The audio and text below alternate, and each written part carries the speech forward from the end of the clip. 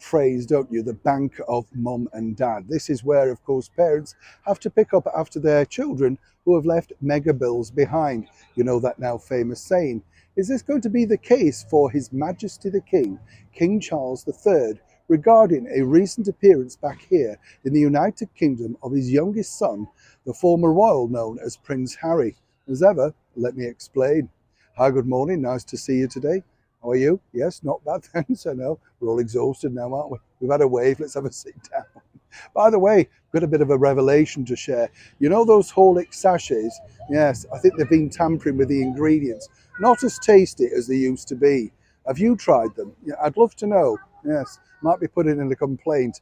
I'm sure they've taken some of the nicer things out of it, you know, the sweetener. Whichever way, not as thick.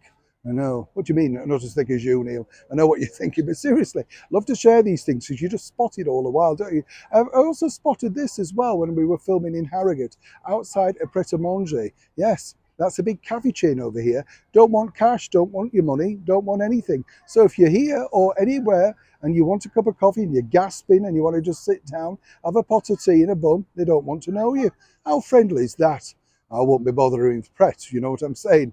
Back as ever to your breaking royal story of the day. This story is escalating simply because, as we know, Prince Harry decided to take His Majesty's government to court along with the Home Office, headed by Suella Braverman, all about personal security, as and when he and Meghan, I don't think we'll be seeing her for some time, comes back, of course, here to the United Kingdom looking for PP, personal protection. And now, as we've told you many times before, that's already afforded to Prince Harry, as we saw when he returned back for the coronation and indeed for things like the Platinum Jubilee. But he wants it literally round the clock over in Montecito in California at the cost of the taxpayer.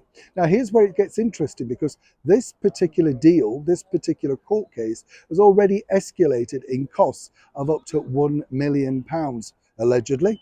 And the bottom line is, you know, that will need to be paid.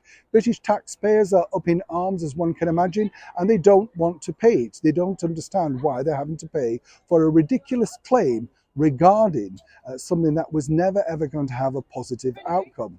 Now, the bigger picture for this is simply this.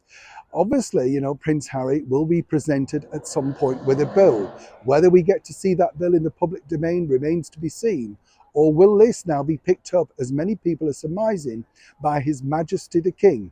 In that case, of course, it's normally written off. But which either way you look at it, whoever instructed Prince Harry to go ahead with this ridiculous claim is doing him, his brand, and no doubt his popularity, simply no favours. But what it truly could come down to is literally the bank of mum and dad.